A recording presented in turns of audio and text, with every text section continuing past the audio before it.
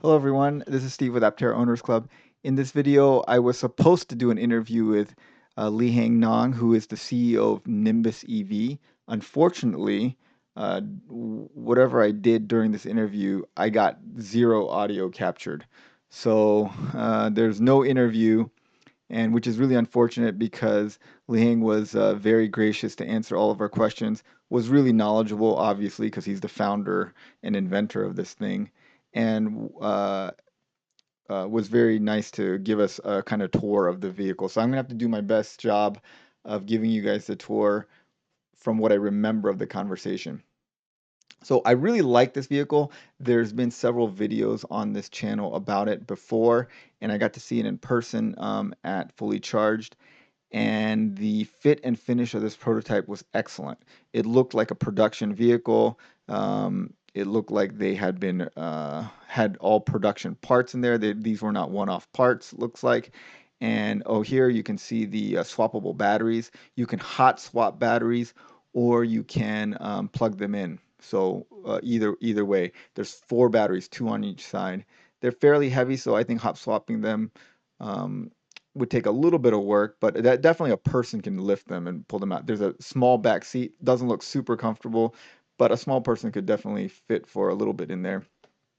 There's a gear selector, very bare bones, but has everything you would want. It even has an front airbag, has heating, AC is optional, so extra, has doors you can open on either side, and the doors have this unique swivel mechanism so that it doesn't swing out, it kind of slides forward as it comes out.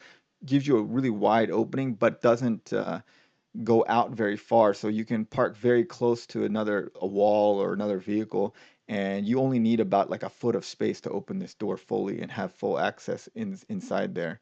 Um, and so the infotainment system is just Bluetooth, has a very simple screen that gives you battery charge and um, speed and things like that. That's an optional trunk. Yeah, this is a belt drive rear wheel drive system. And as you can see, yeah, the fit and finish is very good. And it looks like it's ready to go into production. He said that the production is supposed to start in 2023 sometime. And honestly, it looks like they're pretty far along, and I think that that's a reasonable time frame to go.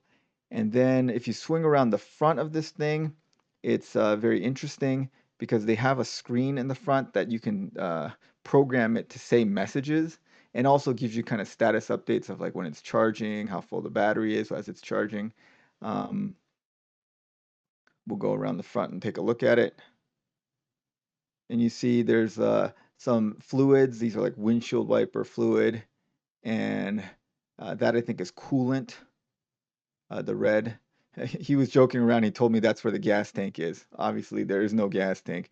And there's a J1772, so it's just level 2 charging because you don't need DC fast charging. It's just got such a small battery. And then that's a pretty unique feature there. It's got a little just regular plug that you can put into a um, a standard plug, and then it will charge the vehicle in under 6 hours from empty from a standard 110 volt plug. Again, if you look at the build quality, it looks great.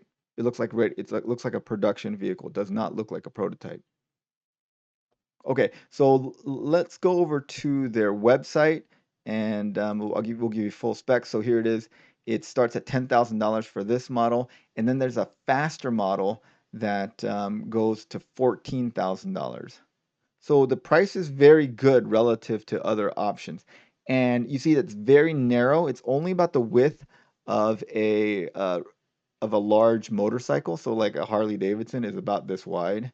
Um, and the way it gets away with that is because it tilts. It tilts like a motorcycle. And so you don't fall over even though the track is quite narrow.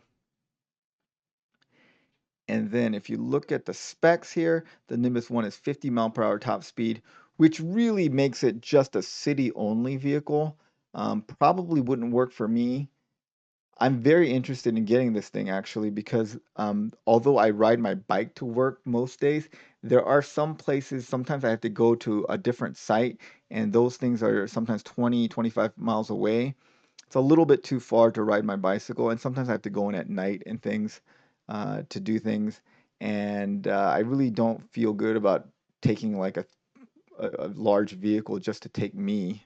So it's like it just doesn't seem right to take a 3,000 pound vehicle or 4,000 pound vehicle to move, less than 200 pounds of person around. This is like the perfect size for that. Also, it's very quick. So 0 to 30 is very quick, mainly because it's so small and light. Efficiency is slightly more efficient than the Aptera, but it is way smaller than the Aptera. It's made of steel with a basically a plastic shell. Okay, let me turn that off. Um, and then range, obviously, this is an intra-city vehicle, not an intercity vehicle, and definitely not a road trip vehicle. So this is not the car that you would take from LA to San Diego. I would use an Aptera for that, obviously. This is like a motorcycle that's probably more efficient than a motorcycle and safer than a motorcycle and more comfortable than a motorcycle. That's kind of the way I think you should think about it. It also has more, cargo capacity than a motorcycle. So kind of like a better motorcycle in every way. Well, maybe, motorcycle's probably more exciting. Curb weight is 700 pounds, so less than half the weight of the Aptera. And then you see the width is quite narrow.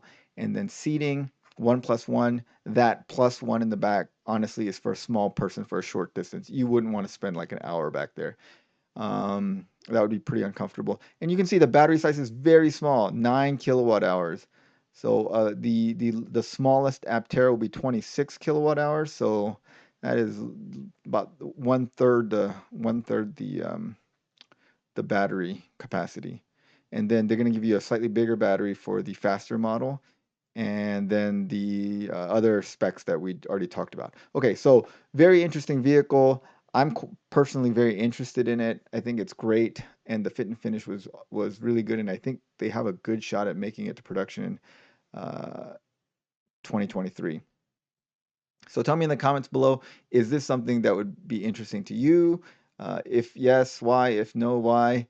And again, thanks to our supporting members, and have a great day, everyone.